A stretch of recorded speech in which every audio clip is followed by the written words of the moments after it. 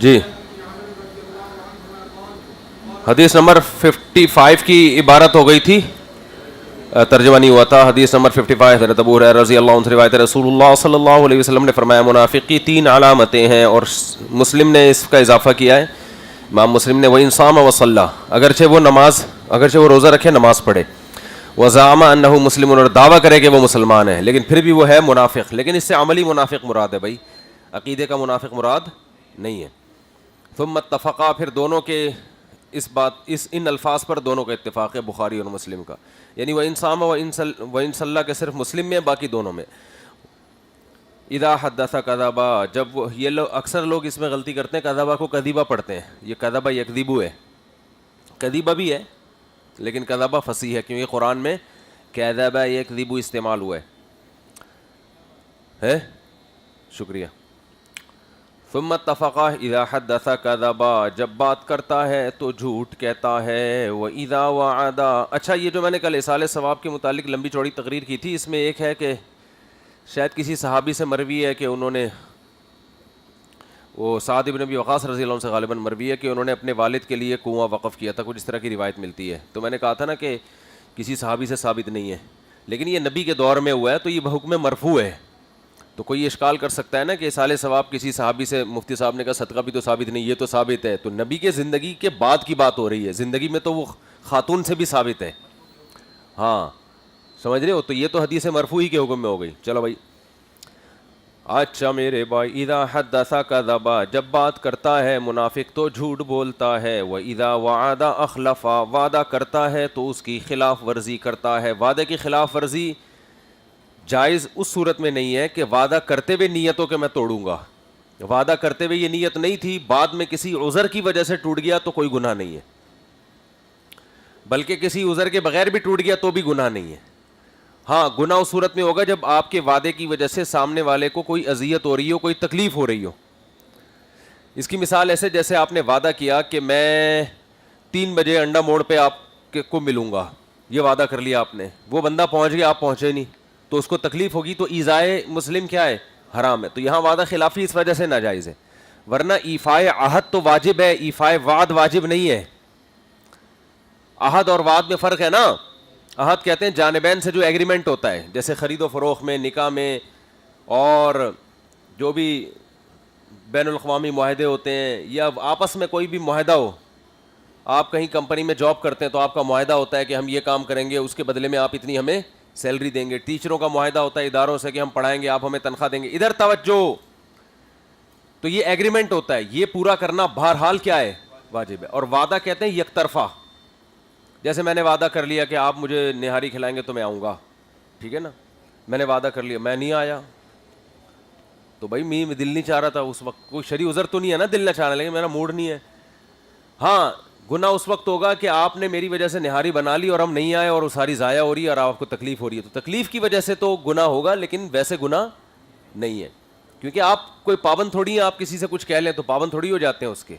پابند جب ہوں گے، گناہ جب ہوگا جب آپ کے اس پابندی کی وجہ سے سامنے والے کا کوئی نقصان ہو رہا. ہاں جب وعدہ کر رہا تھا اسی وقت اگر دل میں نیت تھی کہ نہیں کروں گا تو پھر یہ منافقت ہے، کیونکہ اس یہ جھوٹ میں آتا ہے. پھر سمجھتے ہو کہ نہیں سمجھتے؟ بھائی آپ نے وعدہ کر لیا میں کام کروں گا، پھر بعد میں کہا موڈ نہیں ہو رہا یا طبیعت صحیح نہیں ہے تو چھوڑ دو، نہیں کرو. صحیح ہے نا.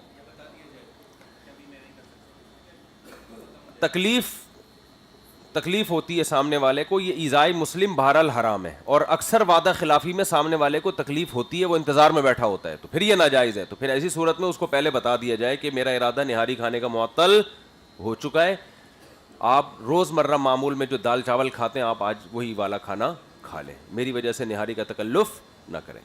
چلو میرے بھائی. وَإِذَا تُؤْمِنَ خَانَ، اور جب اس پہ امانت دی جاتی ہے تو اس میں خیانت کرتا ہے. یہ تینوں چیزیں قدر مشترک ہیں نا. منافق کسے کہتے ہیں؟ یہ 3 خصال اس لیے بیان کی ہیں. منافق کہتے ہیں ظاہر کچھ باطن کچھ. تو اب دیکھو ان تینوں میں یہی ہے، بات کر رہا ہے تو بات میں انسان اگلا یہی سمجھتا ہے کہ جو یہ کہہ رہا ہے یہ سچ ہے، حالانکہ اندر سے کیا بول رہا ہے؟ جھوٹ. وعدے میں جب آپ کسی سے وعدہ کرتے ہیں میں کروں گا تو اگلا یہی سمجھ رہا ہوتا ہے، حالانکہ اندر آپ کے کیا ہے؟ جھوٹ. تو ظاہر باطن میں فرق آ رہا ہے نا. جب اس کو امانت دی جاتی ہے تو امانت اسی کو دی جاتی ہے جس پر یہ اعتماد ہوتا ہے کہ خیانت نہیں کرے گا. تو ظاہر آپ نے گیٹ اپ ایسا بنایا ہوا ہے کہ لوگ آپ پر اعتماد کر رہے ہیں، لیکن اندر سے آپ کیا ہو؟ خائن ہو. تو اس لیے تو یہ پتہ چلا 3 نہیں ہے، 3000 بھی ہو سکتی ہیں. سمجھتے ہو؟ ہر وہ ایسا کام جس میں ظاہر باطن میں فرق ہو تو وہ منافقت کی دلیل ہے. چلو میرے بوائے 59 56.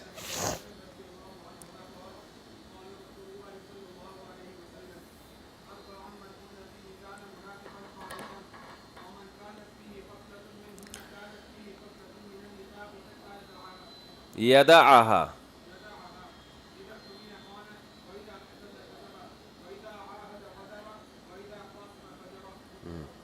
حضرت عبداللہ بن عمر رضی اللہ عنہ سے روایت ہے، رسول اللہ صلی اللہ علیہ وسلم نے ارشاد فرمایا 4 خصلتیں ایسی ہیں من کن فیہ، جس میں یہ 4 خصلتیں ہوں گی پکا منافق ہوگا. اب دیکھو یہاں بھی حدیث میں مبالغہ ہے نا، تو پکے سے کوئی یہ کہے کہ یہ تو عقیدے کا منافق ہے، پکا تو وہی ہوتا ہے. تو عمل میں بھی تشدیداً عملی منافق کو بھی کہا جاتا ہے. اسی سے پتہ چلتا ہے جو حدیث میں آتا ہے جو نماز چھوڑ دے پکا کافر ہے، تو اس سے مراد کفرن دون کفرن ہے. صحیح ہے نا، کفرن دون کفرن ہے، یعنی اس سے وہ والا کافر مراد نہیں ہے، کیونکہ عمل کوئی بھی عمل کرنے سے انسان کافر نہیں ہوتا جب تک کہ وہ عمل توہین کی دلیل نہ ہو. ومن کانت فیہ خصلۃ منہن، اور جس میں ایک خصلت ہوگی کان فیہ خصلۃ من النفاق، اس میں نفاق کی ایک خصلت ہوگی جب تک کہ اسے چھوڑ نہ دے. اذا اؤتمن خان، جب امانت دی جائے خیانت کرے. واذا حدث کذب، بات کرے تو جھوٹ بولے. واذا عاہد غدر، ایگریمنٹ کرے تو اس کو توڑ دے. واذا خاصم فجر، جب جھگڑا کرے تو گالی گلوچ پہ اتر آئے. فجرہ کا معنی کوئی بھی اس طرح کا کام کرے. اس میں منافقت کیسے؟ اس لیے کہ جھگڑے سے مراد کوئی بھی بحث ہو، ڈیبیٹ ہو، تو اصولی طور پر تو انسان کو دلائل سے ثابت کرنا چاہیے نا بھائی. جب بحث کرو تو دلائل، تو وہ کیا ہے کہ جذباتی پن دکھا کے سامنے والے پہ غالب آنے کی کوشش، برا بھلا کہنا شروع، تاکہ وہ، یہ بھی ایک قسم کی منافقت ہے کہ موقع دلائل کا ہے. لگے گا آپ کے گیٹ اپ سے یہ کہ آپ دلائل دیں گے، لیکن آپ دلائل دینے کے بجائے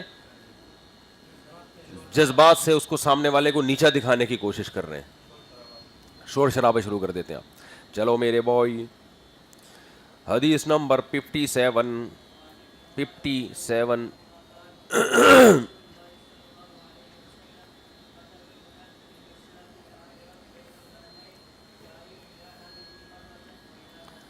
حضرت عبداللہ بن عمر رضی اللہ عنہ سے روایت ہے، رسول اللہ صلی اللہ علیہ وسلم نے فرمایا منافق کی مثال اس بکری کی ہے جو حیران سرگردان گھومتی رہے بین الغنمینی، 2 ریوڑوں کے درمیان، تعیر الی ہادی مرتن، اس کو یہ نہیں پتہ چلا میں کس ریوڑ کی ہوں، کبھی ادھر جا رہی ہے کبھی ادھر جا رہی ہے. بعض بکریاں بھول جاتی ہیں ہم کس ریوڑ سے آئی تھی، تو کبھی ادھر تو کبھی ادھر.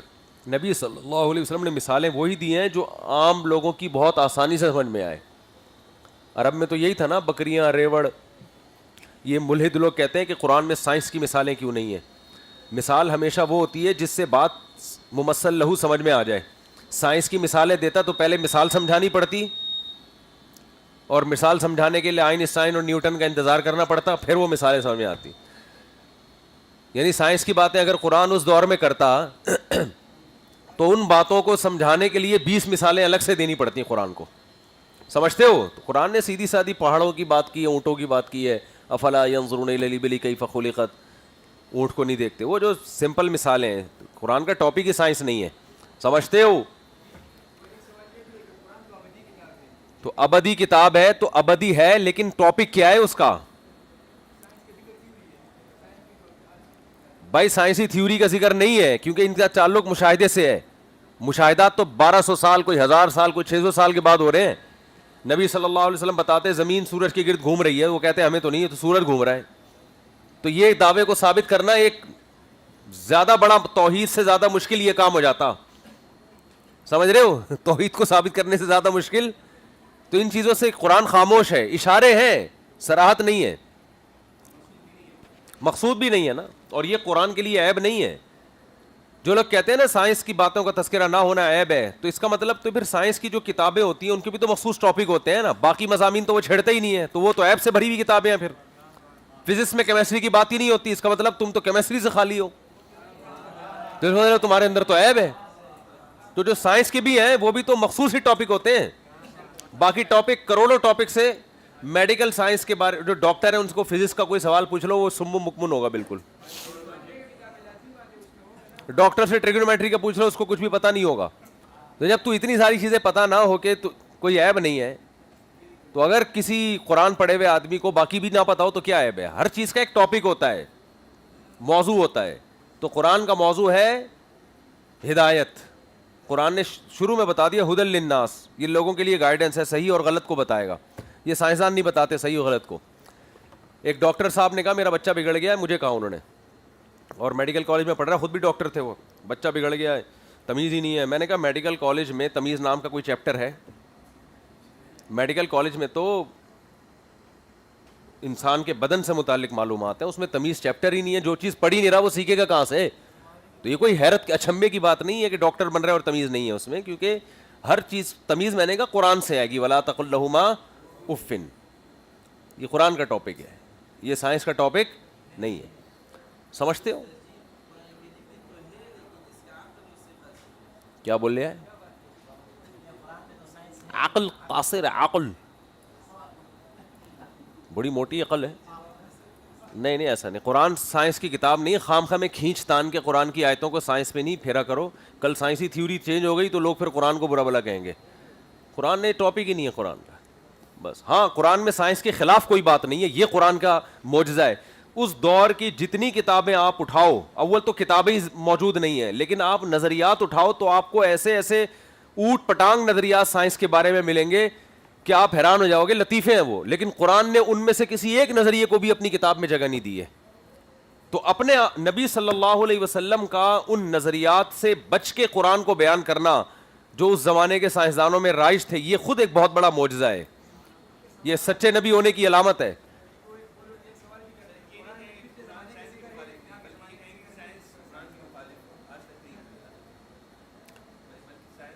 نہیں نہ سائنس قرآن کے خلاف ہے نہ قرآن. کوئی ایک بات قرآن میں ایسی نہیں جو سائنس میں ریسرچ سے ثابت ہو گئی ہوگی یہ غلط ہے. باقی سائنسی تھیوری الگ چیز ہوتی ہے, ریسرچ. یہ جو ڈارون کے نظریہ ہے یہ تھیوری ہے, یہ ریسرچ نہیں ہے کہ بندر سے. یہ سائنس کے خلاف, قرآن کے خلاف ہے یہ, اور یہ ثابت بھی نہیں ہوا اب تک, اور یہ ویسے بھی عقل کے بھی خلاف ہے. عقل کے بھی خلاف ہے. اتنے سارے لوگ ارتقا کر کے ایک ہی نتیجے پہ کیسے پہنچ گئے ہے بھائی؟ ارتقا کرتے کرتے کوئی ایک بندہ وجود میں آ جاتا نا. واہ اس پہ ابھی یہ ٹاپک نہیں ہے. چلو حدیث پڑھو, شاباش.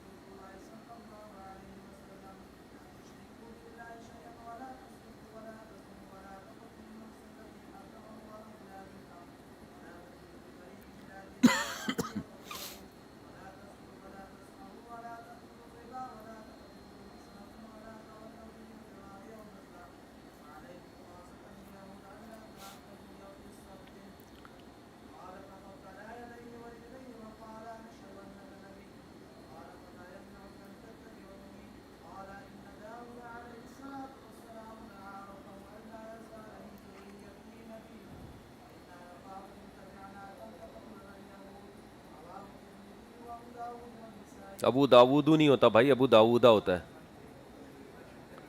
اچھا میرے بھائی, بسم اللہ الرحمن الرحیم. حدیث نمبر 58. حضرت صفوان ابن عسال رضی اللہ عنہ فرماتے ہیں رسول اللہ صلی اللہ علیہ وسلم فرماتے ہیں کہ ایک یہودی نے اپنے دوست سے کہا اذهب بنا الی ھذا النبی, ان نبی کے پاس ہمیں لے کر جاؤ. تو دوسرے یہودی دوست نے کہا ان کو نبی مت کہو, اگر یہ سنیں گے تو ان کی معاذ اللہ 4 آنکھیں ہوں گی. یعنی یہ خوشی کی سے کنایہ, یہ تو خوش ہو جائیں گے کہ یہودی ہم کو نبی کہہ رہے ہیں. بہرحال یہ دونوں نبی کے پاس آئے اور نبی سے آیات بینات کے بارے میں پوچھا. آیات بینات وہ 9 آیات ہیں جو قرآن میں آتا ہے نا, وَلَقَدْ آتَيْنَا بَنِي إِسْرَائِيلَ 9 آیَاتٍ بَيِّنَاتٍ فَاسْأَلْ بنی اسرائیل. ہم نے بنی اسرائیل کو 9 واضح معجزات تھے تو یا تو وہ معجزات مراد ہیں, لیکن اس پر اشکال ہوگا کہ آگے جو نبی نے جواب دیا ان میں ان معجزوں کا تذکرہ نہیں کیا بلکہ 10 احکام کا تذکرہ کیا ہے. تو اس کا جواب یہ کہ یہ حدیث میں اختصار ہے, کیونکہ وہ معجزے تو قرآن نے بیان کر دیے تو راوی نے ان کا بیان یہاں پر چھوڑ دیا. وہ تو 9 معجزے ہیں نا جس کا یہودی نے, وہ تو قرآن نے بیان کر دیے کہ 9 بینات جو واضح نشانیاں دی تھی بنی اسرائیل کو, تو اب وہ یہاں اس کا تذکرہ نہیں ہے, تو اس کے علاوہ احکام ہے. تو یہ جو آگے نبی صلی اللہ علیہ وسلم نے حکم دیا کہ شرک مت کرو, یہ مت کرو, وہ مت کرو, تو یہ جملہ مستانف کلام ہے, مستانف ہے, ٹھیک ہے. دوسرا یہ بھی ہو سکتا ہے کہ بینات سے مراد وہ احکامات ہوں, وہ 9 احکامات ہوں جو تمام ملل میں متحد ہیں. ہر امت کو وہ 9 شرعی احکام دیے گئے ہیں, تو وہ والے احکام بیان کریں, اس سے ہمیں پتہ چلے گا کہ آپ سچے نبی ہیں یا نہیں ہے. تو پھر نبی نے وہ 10 احکام بیان کیے. اس پر اشکال ہوگا, پوچھے 9 تھے, بیان 10 کیوں کیے؟ تو جواب اس کا یہ ہے کہ اضافہ کرنا سوال پہ یہ کوئی عیب نہیں ہے. بھائی 9 احکام ہے لیکن اس نے 9 سمجھے, لیکن آپ نے ایک اضافہ کر کے بتایا اس کو. چلو میرے بھائی, فقال رسول اللہ صلی اللہ علیہ وسلم, آپ نے فرمایا لا تشرکوا باللہ شیئا, اللہ کے ساتھ شرک مت کرو, ولا تسرقوا, چوری مت کرو, ولا تزنوا, زنا مت کرو, ولا تقتلوا النفس التي حرم اللہ الا بالحق, کسی نفس کو ناحق قتل مت کرو, ولا تمشوا ببریء الی ذی سلطان لیقتلہ, بادشاہ کے پاس یا طاقتور کے پاس کسی بری آدمی کو اس لیے نہ لے کے جاؤ, بہتان لگا دو اس کے کہ پھر اس کے بدلے میں اس کو قتل کر دیے. یعنی قتل کا ناحق الزام کسی پہ مت لگاؤ, یا فساد کا ناحق الزام مت لگاؤ. ولا تسحروا, جادو مت کرو, ولا تاکلوا الربا, سود مت کھاؤ, ولا تقذفوا محصنۃ, پاک دامن پر تہمت مت لگاؤ, ولا تولوا للفرار یوم الزحف, لڑائی کے دن بھاگو مت. وعلیکم خاصۃ الیہود, اور اے یہود تمہارے لیے خاص حکم یہ ہے, اللہ تعتدوا فی السبت, ہفتے کے دن میں حد سے تجاوز مت کرو. ہفتے کا مقدس دن ہے, اس کے تقدس کا خیال کرو. قال, وہ یہودی کھڑا ہوا, فقبل یدیہ ورجلیہ, اس نے آپ کے ہاتھ بھی چومے اور پاؤں بھی چومے. وقال نشہد انک نبی, کہنے لگا میں گواہی دیتا ہوں, ہم گواہی دیتے ہیں کہ آپ نبی ہیں. قال فما یمنعکم ان تتبعونی, تو تمہیں اس بات نے کس سے روکا ہے کہ تم مجھے فالو کرو, میری اتباع کرو. قال ان داود, کہنے لگا داؤد علیہ السلام نے اپنے رب سے دعا کی تھی کہ اللہ یزال من ذریتی نبی, کہ ہمیشہ میری اولاد میں نبی آئے. تو آپ کیونکہ داؤد علیہ السلام کی اولاد میں نہیں, اس لیے میں اتباع نہیں کر سکتا آپ کی. انا نخاف, ہمیں ڈر ہے, ان تبعنا کا, ہم اگر آپ کی اتباع کریں گے, یقتل الیہود, یہود ہمیں قتل کر دیں گے. سمجھتے ہو؟ اس کے 2 مطلب ہو سکتے ہیں, یا تو داؤد علیہ السلام نے واقعی اس کی نصیحت کی تھی کہ ان کی ذریت میں ہمیشہ نبی آتا رہے, تو اس سے مراد پھر یہ کہ بنی اسرائیل کے جتنے بھی نبی ہیں وہ داؤد علیہ السلام کی ذریت میں آئے, اس سے بنی اسماعیل کے نبی مراد نہیں ہے. دوسری بات یہ یہودی یہ پھینکو بھی ہو سکتے ہیں, انہوں نے ویسی یہودیوں نے ایک بات مشہور کر دی ہو کہ داؤد علیہ السلام نے یہ کہا ہے. آپ کہہ سکتے ہو کہ ہو سکتا ہے مسلمان جھوٹ بول رہے ہو, داؤد علیہ السلام نے کہا ہو اور ہم نے ایسے ہی معاذ اللہ جھوٹ بول دیا ہو کہ نہیں کہا. تو دلیل تو نہ ہمارے پاس ہے نہ ان کے پاس ہے نا. تو اس کا جواب ہے دلیل ہمارے پاس ہے کہ داؤد علیہ السلام کی اولاد میں اگر نبیوں کا سلسلہ ہمیشہ جاری رہنا ہوتا تو کیوں نہیں آ رہا نبی پھر داؤد علیہ السلام کی اولاد میں اب تک. حالانکہ پرانی نبوتوں کی تعلیمات تو ختم ہو گئی نا, تو پھر تو لازمی آنا چاہیے. تو نہیں آ رہا, اس کا مطلب داؤد علیہ السلام نے ایسا کہا ہی نہیں ہے. کہا ہوتا تو آ رہے ہوتے نبی اب تک, تو مشاہدہ ہو گیا نا. موسیٰ علیہ السلام کے بعد آتے, عیسیٰ علیہ السلام کے موسیٰ علیہ السلام, تو حضرت داؤد تو موسیٰ علیہ السلام کے بعد آئے ہیں. ان کو سمجھا دینا جو آپ کہنا چاہ رہے ہیں, میں بعد میں ان سے سمجھ لوں گا. اچھا میرے بھائی, تم پر اے یہود خاص طور پر اللہ نے حکم دیا تمہیں کہ ہفتے کے دن کا بھی خیال, یعنی بنی اسرائیل کی شریعت میں نہیں, آج نہیں, ابھی وہ منسوخ ہو گیا حکم. آج جمعہ کا دن مقدس ہے اسلام میں. اچھا میری بوئی, اچھا اس میں ایک اشکال ہوگا کہ یہودی نے تو گواہی دے دی نشہد انک نبی, میں گواہی دیتا ہوں آپ نبی ہیں, پھر بھی وہ مسلمان نہیں ہے, کیونکہ صرف اقرار کافی نہیں ہے, انقیاد نہیں ہے, التزام انقیاد. اسلام لانے کے لیے ضروری ہے کہ اپنے آپ کو وہ حوالے کرے, چاہے ظاہری طور پر کر دے, عملی طور پر وہ بے شک گناہ کرے اور اس کو احساس ہو, لیکن ظاہری طور پر انقیاد ہونا چاہیے کہ میں اسلام میں داخل ہو رہا ہوں اور میں اس بات کا التزام کرتا ہوں اب میں اسلام کے تمام احکام کو فالو کروں گا.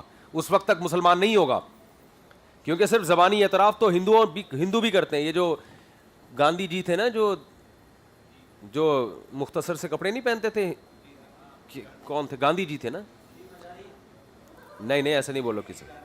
تو گاندھی جی جو تھے وہ نبی صلی اللہ علیہ وسلم کی نبوت کو انہوں نے بھی اعتراف کیا تھا, لیکن علماء نے نہیں کہا نہیں کہ اس سے مسلمان نہیں ہو جائیں گے آپ.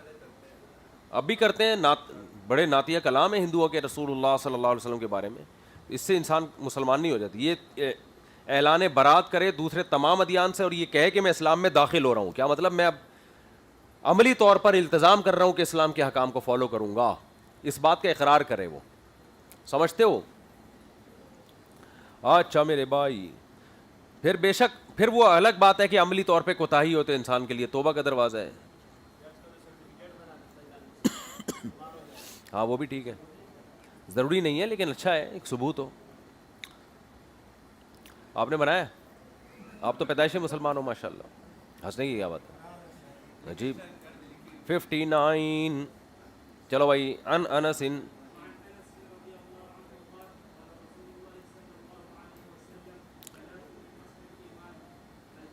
الکفو نہیں بھائی, الکفو.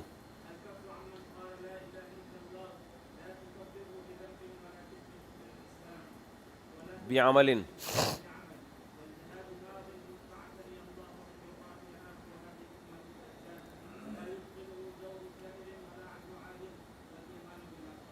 حضرت انس فرماتے ہیں رسول اللہ صلی اللہ علیہ وسلم نے فرمایا 3 چیزیں ایمان کی بنیاد میں سے ہیں. الکف عمن قال لا الہ الا اللہ, جو لا الہ الا اللہ کہہ دے اس سے اپنے ہاتھ روک لو, میدان میں اس کو قتل کرنے کی اجازت نہیں ہے. لا تکفرہ بذنب ولا تخرجہ من الاسلام بعمل, اسے کسی گناہ کی وجہ سے کافر قرار مت دو. باب تفعیل نسبت کے لیے بھی آتا ہے نا, جیسے تفسیق کہتے ہیں کسی کو فاسق قرار دینا, تو تکفیر کا معنی کسی کو کافر قرار دینا. کسی گناہ کی وجہ سے کسی کو کافر قرار مت دو, اور کسی عمل کی وجہ سے اسے اسلام سے مت نکالو. اب سٹا لگا رہا ہے, چرس پی رہا ہے, آپ نے کہا سٹا لگا رہا ہے تو کافر ہے, تو نہیں, آپ کو اجازت نہیں ہے. والجہاد ماض منذ بعثنی اللہ الی ان یقاتل هذه الامۃ الدجال, اور جہاد ہمیشہ چلتا رہے گا جب سے اللہ نے مجھے بھیجا یہاں تک کہ اس امت کا آخری حصہ دجال سے قتال کرے. اس پر علماء نے بحث کیا کہ دجال سے قتال کے بعد پھر قتال ختم ہو جائے گا کیا؟ تو ایسا نہیں ہے, یہ مفہوم مخالف کا اعتبار نہیں. مطلب یہ کہ دجال جب تک قتل نہیں ہوتا تو جہاد تو چلے گا, اس کے بعد پھر حدیث خاموش ہے, تو اگر بعد میں بھی ضرورت پڑی پھر بعد میں بھی ہوگا. ہاں تو وہ قرب قیامت ہے نا, اس لیے تذکرہ کیا. اچھا میرے بوئی, لا یبطلہ جور جائر, کسی ظالم کا ظلم جہاد کو نہیں باطل کرے گا. ولا عدل عادل, اور نہ کسی عادل کا عدل. کیا مطلب, کوئی یہ کہہ کہ حاکم ظالم ہے یہ ہمیں لڑائی کا حکم دے رہا ہے تو یہ تو ظالم حکومت ہے, ہم تو مانتے ہی نہیں. ایسا نہیں ہے, ظالم بھی ہو اور اس کا ظلم بھی ہو, اس کے باوجود اس کی قیادت میں آپ کو لڑائی لڑنی پڑے گی. اور چاہے عادل بادشاہ ہو, یہ تو تردل للباب کر دیا نا عادل, ورنہ عادل کی تو بہرحال ہوتا ہے, تو ظالم بادشاہ کی نگرانی میں بھی جہاد ہوگا.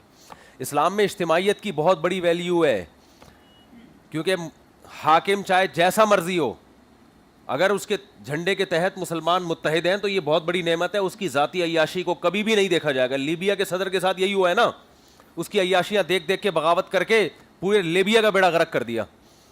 بھائی جو مرضی عیاش تھا اس کی ذات سے اس کا تعلق ہے, تسلط تھا اس کا, گورنمنٹ مضبوط تھی اس کی. تو یہ بہت بڑا ہمارے صوفیوں میں بہت بڑا مسئلہ ہے کہ وہ جو ہے نا کسی بھی امیر کسی بھی ذمہ دار کی ذات میں کیڑے نکالنا شروع کر دیتے ہیں. سمجھتے ہو؟ اس کی ذاتیات پہ مت جاؤ, ان نظم کو دیکھو کہ اسلام نے حکم دیا بھائی جیسا بھی ہے. تبھی دیکھو اسلام میں بہت سے ظالم حکمران ہیں مگر ان کی قیادت میں لڑائی ہوتی رہی ہے, جہاد. بغاوتوں کو علماء ہمیشہ حرام کہتے رہے ہیں کہ جیسی مرضی ریاست ہے بس بغاوت نہیں ہو. افغانستان میں لوگ یہی بات طالبان پہ کرتے ہیں, انہوں نے بغاوت کیوں کی؟ طالبان نے بغاوت نہیں کی. ابھی تک افغانستان میں رشیا کے جانے کے بعد کوئی مضبوط حکومت آئی نہیں ہے. نئی اقامت دین الہیہ کے لیے بھی بغاوت جائز نہیں ہے. ہر آدمی بغاوت پہ اقامت دین الہی اور خلافتی کے لیبل لگا کے ایک ناجائز کام کو جائز کر دیتا ہے. سمجھ رہے ہو؟ یہ تو اقامت, جتنے بھی لوگ بغاوتیں کر رہے ہیں سب اقامتیں اور خلافتوں کے اچھے اچھے کچھ نہ لیبل تو لگائے گا نا, ورنہ بغاوت اس بیس پہ کون کرے گا کہ مجھے حکومت چاہیے. لوگ کہیں گے تو پھر وہ بھی ہے نا, تو کہاں سے آ گیا؟ تو لیبل تو سارے خوارج نے بھی بڑے اچھے اچھے لیبل لگائے تھے. حکومت فاسق ہو جو مرضی ہو, مسلح بغاوت کی آپ کو اجازت نہیں, کیونکہ اس سے قتل و غارت ہوتا ہے, خون بہتا ہے, اور اس میں جو ہے نا اجتماعیت کی واٹ لگ جاتی ہے, آپ کمزور ہو جاؤ گے. سمجھتے ہو؟ تو یہ مسئلہ ہے. تو وہ کتنے ظالم حکمران آئے ہیں لیکن بغاوتیں نہیں ہوئی. ہوئی ہیں تو مسلمانوں کو ہی نقصان ہوا ہے اس کا. بنو امیہ کے خلاف بغاوت ہوئی تو کیا ہوا؟ خلافت دو حصوں میں ڈیوائیڈ ہو گئی. پہلی دفعہ مسلمانوں کی خلافت میں دراڑ آیا. حالانکہ اس وقت بغاوت کرنے والے سارے اہل بیت تھے, حضرت عباس کی اولادوں میں تھے, اس سے زیادہ مبارک لوگ اس دور میں ہو نہیں سکتے. لیکن امت کا ایسا بیڑا غرق ہوا ہے کہ وہ جو ٹوٹتے چلے گئے ہیں تو بس. اور اب کیا کر رہے ہیں؟ ان کو جوڑنے کے لیے کہہ رہے ہیں خلیفہ ہونا چاہیے, بغاوت کرو, اس سے یہ جڑیں گے نہیں, اس سے یہ اور ٹکڑوں میں تقسیم ہو جائیں گے. اب اگر آپ پاکستان میں کہتے ہو کہ پاکستان الگ ہو گیا, سعودی الگ ہو گیا, ہم ایک خلیفہ پہ سب کو جمع کریں گے اور لڑائی شروع کر دی, تو ایک خلیفہ نہیں, اگر 20 ہیں تو 40 خلیفے ہو جائیں گے. آپ سمجھتے ہو؟ اور پاکستان میں اگر بغاوت کی خلافت کے نام پہ تو پاکستان میں ایک خلیفہ نہیں آئے گا, بلوچستان الگ ہو جائے گا, سندھ الگ ہو جائے گا, کراچی الگ ہو جائے گا, اور پنجاب تھوڑا سا پاکستان رہ جائے گا. اور یہ ہوتا رہا ہے ماضی میں. لیکن ہمیں تاریخ چونکہ ہم پڑھتے نہیں ہیں, حضرت استاد صاحب کی ایک بات بڑی زبردست لگتی ہے, وہ کہتے ہیں جو غلطیاں ماضی میں درجنوں بار کر چکے ہیں وہی غلطیاں بار بار دہراتے ہیں, یہ ایک عیب ہے. نمبر 2, اس غلطی کے بعد جب شکست ہو جائے تو اس کو شکست نہیں مانتے, یہ دوسری غلطی. تیسری بڑی غلطی یہ کہ اس شکست اور اس نقصان کو فائدہ مان رہے ہوتے ہیں. جیسے کرونا میں حضرت جی نے احتیاط نہیں کی, انا للہ ہو گیا, ایسے بہت سے واقعات سامنے آئے ہیں. تو پہلا تو بھائی کہ احتیاط کیوں نہیں کروائی آپ نے؟ اس وقت کہہ رہے تھے احتیاط نہیں کرنی چاہیے, کرونا سرے سے ہے ہی نہیں. اب کرونا میں ہو گیا, مر گیا بندہ, اب تو مان لو کہ یار ہے کرونا نہیں, اب ہاں کرونا تو ہے لیکن مر جانا ان کا زیادہ بہتر تھا صحت کے لیے. ان کا مر جانا مطلب ڈھیٹ پنے کی, اور یہ ہم بہت لوگوں میں پائے جا رہی ہے, بس کیا بتاؤں.